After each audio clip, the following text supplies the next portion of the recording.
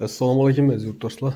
Urganch shahrida markazda Xorazm Palace yanından sonra bilgan yurtdoshlarimiz uchun 4 qavatli domimizni 4-qavatında 2 xona chiqdi arzon narxda. Birgalikda ko'rib o'tamiz. Eshiklarimiz demir.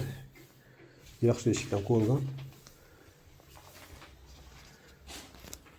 Bu yan tarafimiz sanuzel, kuxnya, zal. Zalımız aboydan çıkan ekan.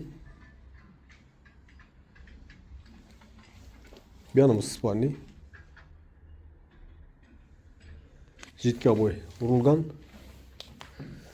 Açık balkonla ega.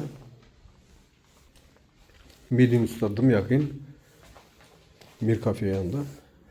Birimiz sanuzel. Birimiz aşxana. Bakasını aytib o'taman yurtdoshlar. 310 milyon so'm. Ekrandagi nomerlarga chiqaverasizlar. Sog' omon bo'ling va ishlaringiz omad.